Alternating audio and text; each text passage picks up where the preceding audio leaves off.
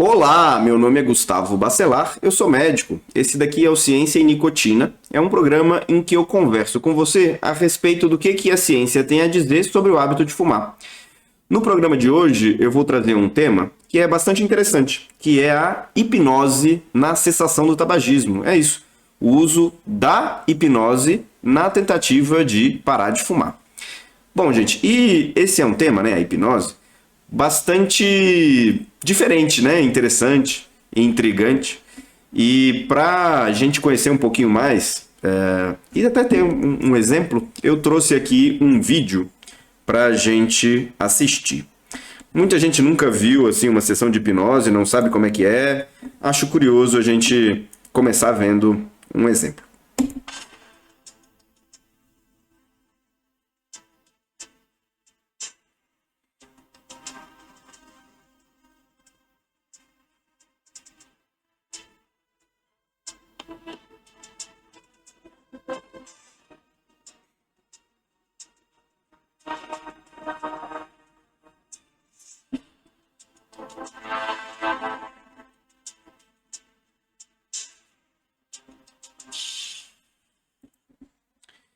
Então, gente, começou aqui o vídeo, né? E, bom, primeiro a hipnose tem essa coisa meio mística, né? Essa cara, assim, de ser diferente, de ser sobrenatural, talvez até. Mas aqui, apesar de ter um pouquinho dessa cara, né? Quem está fazendo, conduzindo o processo é essa academia da hipnose e eles têm a intenção de usar a hipnose para fins clínicos, eles chamam até de hipnose clínica, né? Ou seja, para tratar algumas questões. Listaram aqui possibilidades de uso da hipnose para ansiedade, depressão, bulimia, né? Uma série de coisas. E aí, bom, daqui para frente no vídeo eles vão conduzir de fato uma sessão com uma pessoa que está querendo parar de fumar. Então vamos dar seguimento aqui. Eu conversei previamente com a Luzia e ela me falou que ela fuma desde os 15 anos de idade. Ela tem uma necessidade do cigarro na mão, incomoda o cheiro de cigarro, bem como sair para fumar. Em relação à saúde dela, ela já teve, pode falar?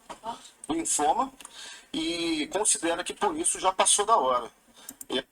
Então aqui parece que tá todo mundo nessa sala tá em transe, né? E a paciente informou que na verdade ela quer parar de fumar porque ela já teve um problema de saúde, né? Ela relata já ter tido linfoma, que é um tipo de câncer, e que o cigarro, né, como todo mundo sabe, é um fator de risco muito importante para o câncer. Então vamos seguir. Ela quer ver uma pessoa fumando sem querer fumar. E ela comenta ainda que é muito bom tomar banho e sentir o cheiro do limpo. Então eu anotei previamente isso aqui para poder utilizar essas considerações durante o processo de transe. Cada pessoa tem os seus motivos particulares para querer algo, para querer parar de fumar, para querer emagrecer.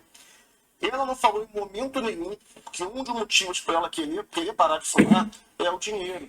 Tá? Então, eu não vou dar nenhuma sugestão aqui que esteja relacionada com o dinheiro. Eu vou dar sugestão apenas baseado nisso que ela comentou.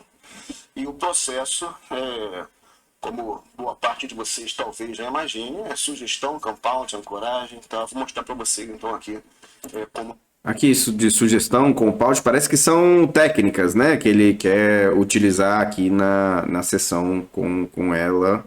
Mas ele explica também que ele não quer sugerir nada que ela mesmo já não tenha trazido.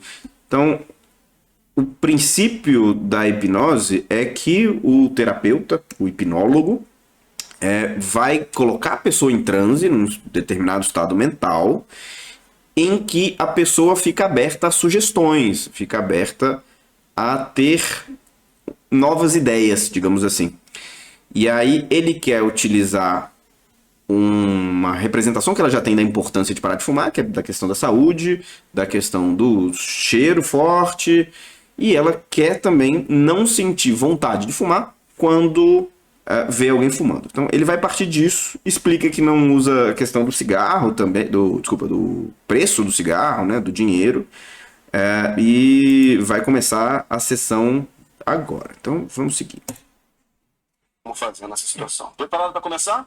Posso colocar você em transe? Você jamais diria que não, eu sei. Então tá, como uma pessoa em transe fala muito baixinho, eu tô só com o microfone, coloca por favor em você, na sua roupa, que eu vou continuar falando alto. E aí vão todos continuar me ouvindo. Mas a pessoa em transe fala mais baixinho, como eu disse. Muito bem. Então tá, pode fechar os olhos então a partir de agora. Pode descruzar a mão. Isso, muito bem. Fica numa posição bem confortável na cadeira. E vai desligando completamente os olhos, as pálpebras e todos os músculos ao redor dos olhos. Desligando completamente, permitindo que eles fiquem totalmente relaxados, totalmente desligados. Relaxando e desligando cada vez mais. Desligando e relaxando cada vez mais. A partir de agora, você já sabe como funciona o seu tempo. Tentando uma única vez abri-los, mas apenas quando tiver certeza que é impossível, porque eles estão completamente desligados. Quando já tiver tentado, basta balançar a cabeça dizendo que sim, pra gente prosseguir. Então aqui ele também faz uma sessão que parece de relaxamento, né? Pensar que os olhos estão fechados, que os olhos estão pesados. Algumas técnicas de relaxamento começam assim também, algumas técnicas de meditação, né? Tentam levar a pessoa a um estado de grande relaxamento, né? Mas vamos seguir. Muito bem. Permita que esses ligamentos se distribuam por todo o corpo, desde a cabeça até os pés, e todo o corpo fique igualmente desligado, igualmente relaxado. Vou fazer uma contagem de 2 até 0. Permita que a cada número, corpo e mente relaxem 2 vezes mais. 3. Ficando cada vez mais relaxado a partir de agora. Pronto. Então ele começa tentando levar a pessoa a um estado de relaxamento, né? Vamos ver o que diz mais pra frente. Que a cada número que for contado, a mente relaxe 2 vezes mais. Podemos começar. Agora a mente relaxa. Mais alta. 100. Bom, você sabe que você, hoje, já não é mais aquela menina dos seus 15, 18 anos de idade que não se preocupava com a saúde. A gente, quando chega a uma certa idade, está na hora de realmente se preocupar com a saúde, porque a nossa saúde costuma ser mais frágil, é mais frágil. Quanto mais idosa a pessoa, mais frágil é a saúde. E apesar de você não ser idosa, você já ser uma adulta, já não é mais aquela menina de 18, 20 e poucos anos de idade. Então aqui, depois dele ter conversado um pouco com ela e tentado levar a um estado de relaxamento, ele começa a fazer algumas sugestões, né? Então ele partiu daquilo que ela tinha trazido, da questão da saúde, que é importante para ela e tudo mais, e tenta voltar àquelas primeiras visões que ela tinha a respeito do cigarro quando ela era adolescente, não dava tanta importância para a saúde, e tenta reforçar a ideia, né? A sugestão de que parar de fumar ajudaria na saúde dela, enfim. Então, um pouco da técnica que ele vai fazer é isso, que expressa aquela compreensão, né, de que o hipnólogo poderia sugerir algumas ideias, algumas percepções para a pessoa que está sendo hipnotizada. Bom, o que eu queria mostrar em relação a esse vídeo era isso. Vou agora voltar aqui para a nossa apresentação. Gente, então, primeira coisa, assim, do lado da medicina, a gente sempre vai buscar propor tratamentos que tenham base científica. Isso não quer dizer que não existam tratamentos que não vieram da indústria farmacêutica, que não vieram da medicina tradicional, né, ortodoxa, digamos assim, que não possam ser utilizados, que não possam ter efeitos positivos. Desde que exista prova disso, né? Que exista o que a gente chama de evidência científica. Então, por muitos anos, a medicina foi baseada em tradições, em compreensões que não se provavam, né? Por exemplo, a gente usou até há poucos anos atrás, na verdade, né? Menos de 200 anos, a gente usava sangria, né? Botava a pessoa para sangrar, porque isso ia controlar os humores dentro do corpo. E, bom, com o avanço da ciência, da técnica, da compreensão que a gente tem do funcionamento do corpo humano, algumas técnicas foram se mostrando improdutivas, né? Foram se mostrando ineficazes para controlar alguns problemas. E o que, por parte da medicina, a gente deve buscar é entender se a técnica, né, se o tratamento, eles têm efeito positivo, né, sobre aquele problema que a gente está querendo tratar ou não. Então, a ideia do Ciência e Nicotina de hoje é a gente olhar para hipnose no tratamento do tabagismo pela perspectiva da ciência. Ou seja, tem estudos que mostram que tem benefício? Se tem, gente, temos que apoiar.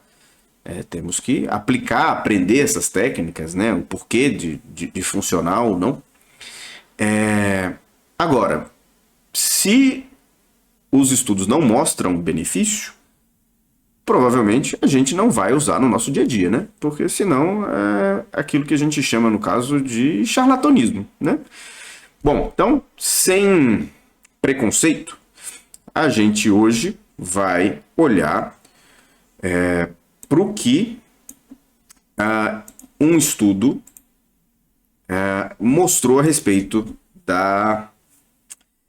dessa questão. Bom, vamos lá, gente. Então, na sessão de hoje, a gente vai conversar sobre a hipnose na cessação do tabagismo. E aí, eu trouxe para vocês esse artigo aqui, que é da Cochrane. A Cochrane é uma organização que traz muitos compilados, muitas revisões, né, que vão embasar diretrizes de conduta médica, né? Então, a Cochrane é uma base de dados, né, mas também organiza muitos desses dados em revisões. E essa hoje é uma revisão que tem esse nome, né? É a hipnoterapia, que é a hipnose, né, para cessação do tabagismo. Então vamos ver o que esse artigo traz. Primeiro, queria discutir o que é uma revisão sistemática e o que é uma meta-análise, que é o formato desse estudo, né, que a gente vai conversar, sobre o qual a gente vai conversar hoje. Bom, primeiro, uma revisão sistemática é um estudo de estudos. O que é isso? É um estudo que vai partir de bases de dados e tentar buscar uma síntese. Bom, o que eu quero dizer com isso, gente? Quando a gente tem uma dúvida, uma das formas da gente buscar um artigo científico é numa base de dados, quando a gente está fazendo pesquisa, né? Então, a gente tem várias bases de dados, como eu falei para você, a própria Cochrane, PubMed, né? A gente tem o próprio Google, tem uma série de bases científicas que a gente pode acessar, que são plataformas em que a gente pesquisa como se fosse uma pesquisa do Google mesmo. A gente coloca palavras-chave, aonde que essa palavra-chave pode aparecer no artigo, e aí a gente consegue ter uma relação dos artigos que têm aquelas palavras-chave. Essas são as bases de dados. E as revisões sistemáticas, elas partem dessas bases de dados. Então, eles fazem algumas pesquisas, no caso aqui estavam pesquisando termos relacionados à hipnose e termos relacionados à cessação do tabagismo nessas bases de dados. E eles vão tentar buscar os artigos que têm a respeito desse tema para fazer uma síntese, ou seja, para chegar a conclusões, né, que esses artigos em conjunto trazem. E aí, além da revisão sistemática, que é esse estudo de estudos, a gente tem as meta-análises. Nem toda revisão sistemática faz essa meta-análise. O que é? É uma avaliação mais estatística. Na verdade, é uma avaliação estatística que unifica os dados dos estudos que participaram daquela revisão. Então, você vai juntar os dados de do conjunto dos artigos e vai, a partir dali, fazer uma nova avaliação estatística, né? Que junta todos aqueles participantes dos vários estudos que foram incluídos nessa pesquisa. E a ideia é que no final você chegue a um resultado, que seja também uma síntese, né? Muito bem. Então, o que essa revisão quer responder? São, na verdade, duas perguntas. A primeira delas é se a hipnose é efetiva no tratamento para a cessação do tabagismo. Como assim se é efetiva?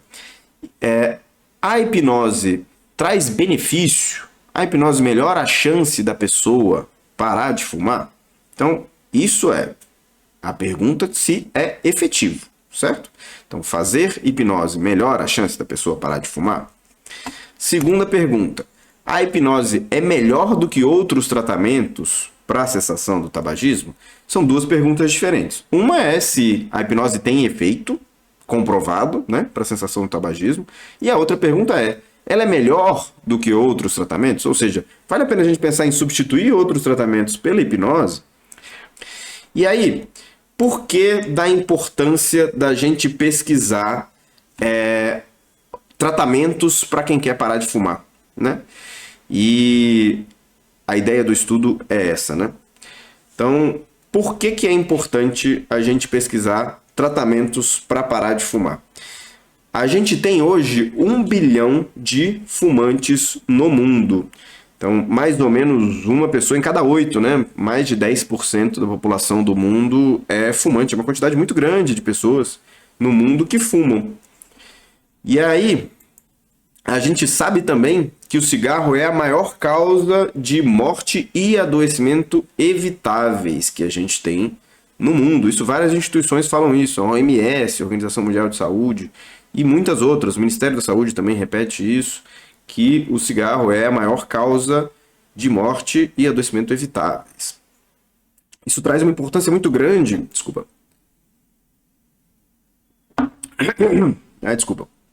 Isso traz uma importância muito grande da discussão do tratamento que a gente tem disponível, né, para o cigarro, para parar de fumar. A gente sabe também que parar de fumar melhora a saúde até em idades avançadas, até pessoas que já têm mais idade ainda têm muito benefício em parar de fumar. E aqui é importante a gente conversar que muitas vezes as pessoas se escondem atrás de certas crenças, né, que são limitantes, de que, por exemplo, eu já fumei muitos anos da minha vida, não acho que compense a esse ponto, a essa altura, parar de fumar. E, na verdade, vale a pena sim. A gente sabe, que parar de fumar realmente melhora a saúde em qualquer idade, mas, se a gente compara, se a gente, na verdade, parar de fumar entre 55 a 64 anos, tem estudos mostrando que essas pessoas ganham, em média, 4 anos de vida, se comparadas com aquelas pessoas que continuaram fumando daquela idade, né, de 55 a 64 em diante, que não pararam de fumar. Ou seja, quem para de fumar tem um benefício muito grande, mesmo se parar já com mais de 50 anos, 60 anos, né? Já se a gente pega uma pessoa que parou entre os 45 e os 54 anos, essas pessoas ganham em média 6 anos de vida. É muita coisa, né? 6 anos de vida. A gente tem, para idades menores, né? Se a pessoa para antes, um benefício ainda maior. Então, se a pessoa parou com 35 a 44 anos, ela ganha em média 9 anos de vida, né? Imagina você parando aí antes dos 40, o benefício, o tamanho do benefício que você tem de não fumar mais. A gente tem também, em 25 a 34 anos, um benefício muito grande, né? 10 anos, uma década inteira de anos que são ganhos, né, para as pessoas que pararam de fumar em relação às pessoas que não pararam, seguiram fumando pelo resto da vida. Bom, e aí, por que da importância da gente estudar a hipnose? Primeiro porque ela é muito promovida, né? Tem várias organizações, instituições de hipnose que promovem a hipnose como um tratamento, né? Chamam de hipnose clínica, né? Existem sociedades médicas que reconhecem a hipnose também. Mas é importante a gente estudar hipnose também porque as evidências são limitadas. A gente tem pouco dado, né? Pouca evidência, que a gente chama, evidência científica, né? De que a hipnose realmente é efetiva. Então, é importante a gente estudar esse tema. Bom, e nessa revisão, quais foram os critérios para selecionar os artigos? Primeiro, eram artigos que tinham que partir de fumantes, né? Claro, se eu quero saber se a hipnose é efetiva no tratamento para quem quer parar de fumar, a pessoa para participar tem que ser fumante. Bom, os artigos tinham que ter como desfecho, como resultado, né? A cessação do tabagismo em 6 meses ou mais. Muito importante a gente ter isso daqui, porque é comum um estudo avaliar a cessação do tabagismo em intervalos muito curtos. Então, uma semana, um mês. E aí, isso não vai trazer um resultado muito significativo. É mais interessante a gente jogar esse prazo mais para frente, porque seria possível que essa pessoa parou, mas voltou a fumar, né? Que não é incomum da gente ver. O outro critério de inclusão dos artigos é que tivesse um controle de outra intervenção ou um controle em que não foi feito nenhum tipo de tratamento. Ou seja, era importante que tivesse um controle para que esses estudos fossem incluídos, né? Isso aqui é muito importante porque uma das bases que a gente tem na medicina é tentar saber se uma coisa causa outra. Então, por exemplo, quando a gente fala do cigarro, a gente já sabe que, com uma certeza muito grande, que o cigarro causa problemas de saúde. Então, a gente sabe que o cigarro causa câncer, uma série de cânceres, né? A gente sabe que o cigarro causa infarto, AVC, a gente sabe que o cigarro causa impotência, a gente sabe que o cigarro causa problemas na gravidez, né? E para o próprio feto. Problemas respiratórios, a gente sabe que existe uma relação de causa e efeito. Ou seja, se a pessoa fuma, ela tem um risco maior de ter esses problemas de saúde. Isso a gente sabe porque a gente consegue isolar variáveis. Então, eu consigo dizer porque a pessoa fumou, mais para frente ela vai ter mais chance de não fumar. Eu consigo fazer isso isolando variáveis. Então, comparando pessoas que fumam com pessoas que não fumam. Então, a partir dessa comparação, eu consigo chegar a essa relação de causa. E aí, só que aqui a gente quer ver se uma intervenção, que é fazer sessões de hipnose, se essa intervenção vai lá na frente causar uma melhora ou não, né, na chance da pessoa conseguir parar de fumar de fato. E isso a gente tenta estudar com um remédio, por exemplo, né? Eu quero comparar um remédio com um remédio que já existe, um tratamento que já existe, né? Eu quero comparar uma determinada cirurgia com uma outra técnica anterior. Então a gente está sempre comparando uma coisa com a outra para saber se lá na frente cada um desses grupos vai estar numa posição melhor ou pior em relação a esse desfecho, essa intervenção, desculpa, essa questão que a gente está avaliando. Então, muito importante ter um grupo controle. Eu vou comparar dois grupos para saber se o grupo que recebeu a hipnose vai estar melhor do que o grupo que não recebeu. Então, a ideia, a partir desses critérios, é essa, né? Bom, para que o estudo fosse considerado também, entrasse nessa peneira, né? Era preciso que tivesse tido a revisão de pelo menos 2 autores independentes. Era interessante também, para que o estudo entrasse, que os estudos fossem longitudinais e aleatorizados ou randomizados, né? Bom, estudos longitudinais são aqueles estudos que acompanham as pessoas ao longo do tempo, não são só aqueles estudos que fazem cortes transversais, que a gente chama. O longitudinal é em oposição a essa questão que a gente chama de transversal, que a pessoa é acompanhada ao longo do tempo. Então, como é que funciona isso? Eu vou partir daquelas pessoas que... Eu vou partir daquelas pessoas... Vou dividir, né, a população estudada em 2 grupos. De um grupo vai fazer hipnose, outro grupo não vai fazer hipnose ou outro tratamento, ou não vai fazer nada. Então, A gente parte desses dois grupos e ele é longitudinal porque eu vou buscar o resultado lá na frente, né? Daqui a um bom tempo, digamos assim, 6 meses, eu vou ver se entre esses grupos a gente teve uma proporção maior ou menor de pessoas que conseguiram de fato parar de fumar. Então a ideia do estudo longitudinal é essa, é a gente comparar, a gente avaliar a pessoa ao longo do tempo. Aleatorizado é o estudo que os dois grupos eles são divididos de forma tipo de sorteio, né? Não é escolhida a pessoa que vai para um lado ou para o outro. Isso também pode gerar distorções na pesquisa, né? Muito bem. Então, esses eram os critérios para que os estudos fossem selecionados para participar dessa revisão sistemática. E aí, qual foi o resultado dessa pesquisa, dessa revisão?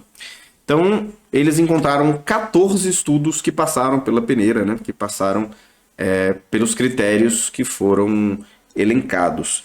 Desses 14 estudos, eles tiveram 22 tipos de controle. O que é isso? Eles encontraram 22 tipos diferentes de tratamentos para o grupo que não estava recebendo a hipnose. Então, teve desde tratamento psicológico, desde tratamento com medicação, ou às vezes o próprio grupo controle não estava recebendo nenhum tipo de tratamento. Então, a gente tem muita diversidade, na verdade, né? De método entre esses artigos.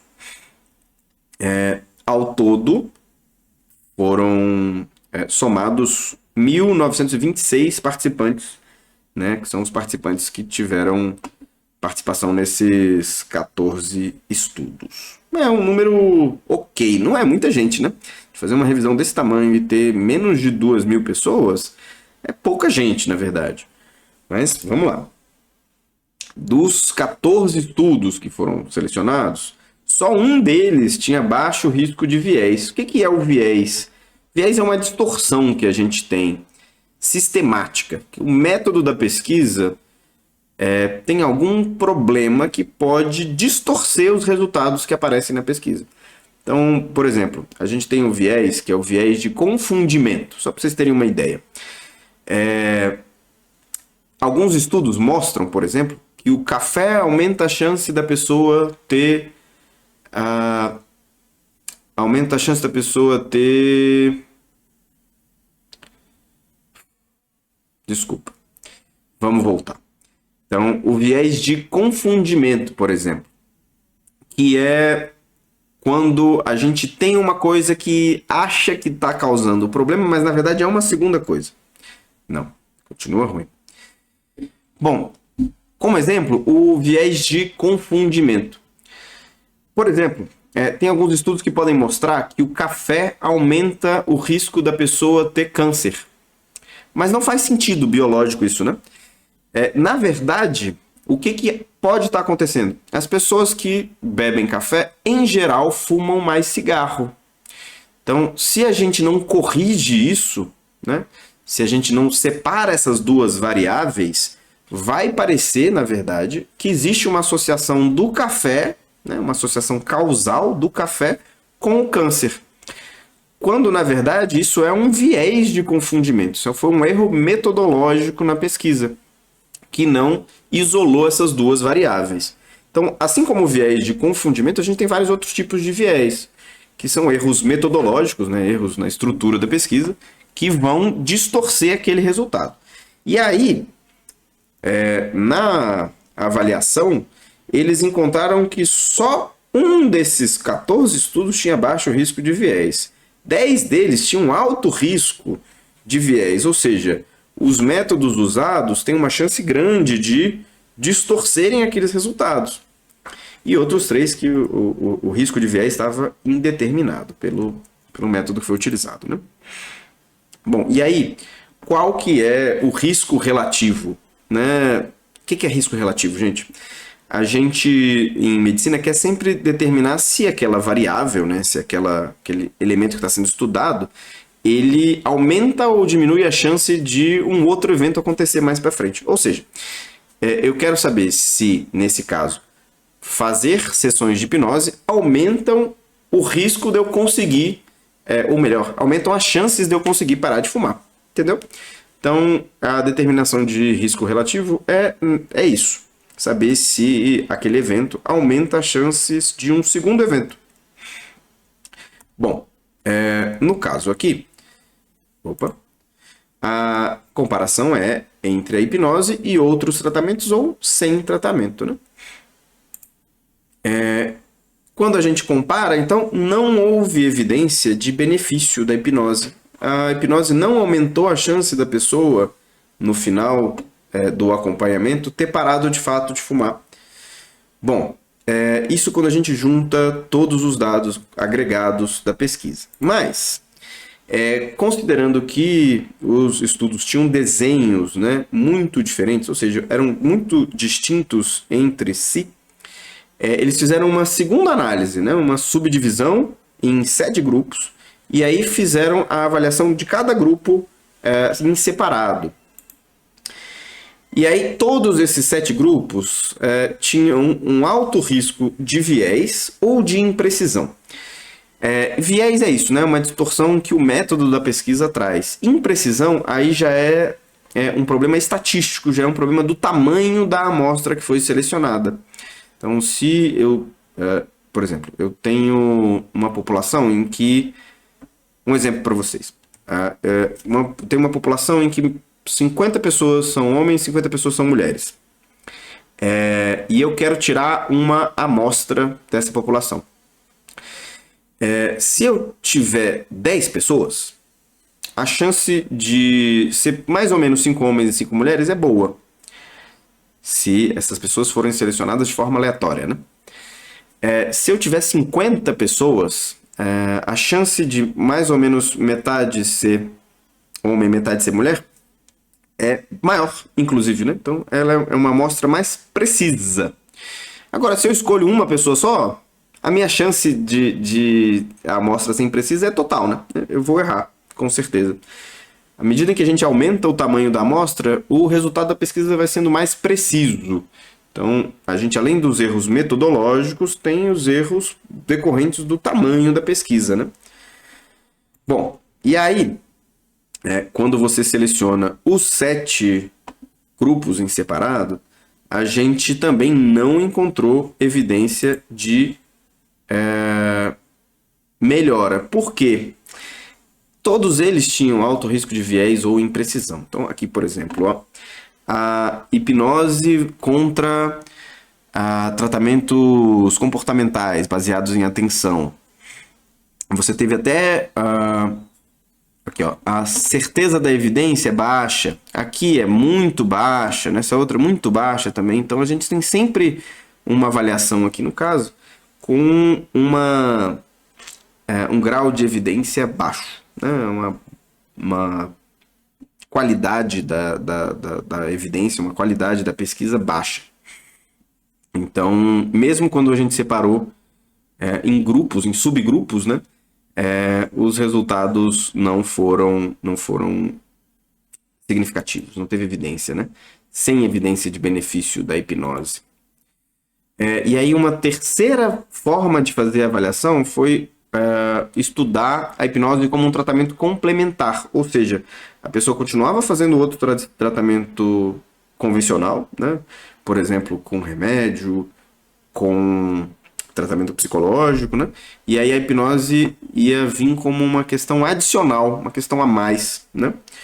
E ainda assim, como tratamento complementar, foram avaliados 5 estudos, foi identificado um alto risco de viés, ou seja, um alto risco de problemas metodológicos impactando no resultado, e foi vista uma grande variação de resultados entre esses estudos. Ou seja, até aqui também, comparando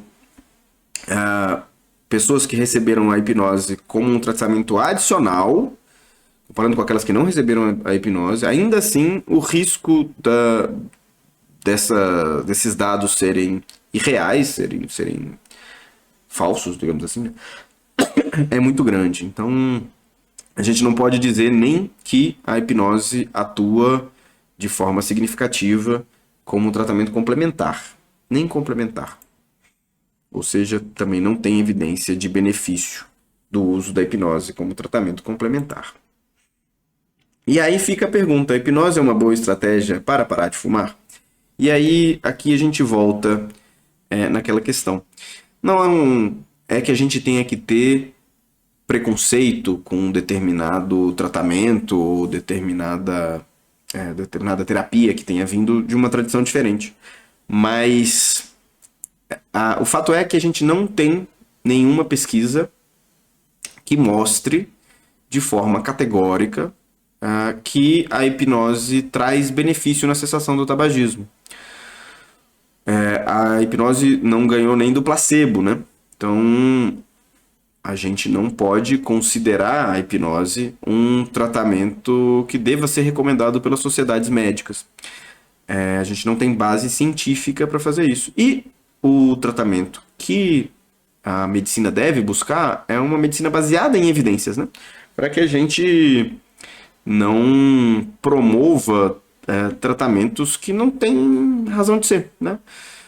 Infelizmente, não há evidência de que a hipnose traz benefício. Por outro lado, a gente tem vários outros tratamentos que têm evidência de benefício, né? Então, a gente tem o caso dos próprios remédios, que vão ter uma ação muito importante no controle da síndrome de abstinência, né? E que vão aumentar muito as chances da pessoa conseguir parar de fumar. Quando a gente compara o uso de medicações, a gente tem um ganho de 2 a 3 vezes, né, de aumento de chance da pessoa conseguir parar de fumar com remédio que quando ela não toma remédio. Então, as medicações são, sim, um tratamento que tem base científica, que tem prova de que há efeito, há vantagem, né, de se usar.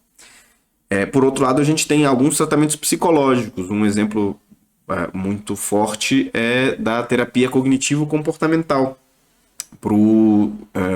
para a cessação do tabagismo, né, para quem quer parar de fumar.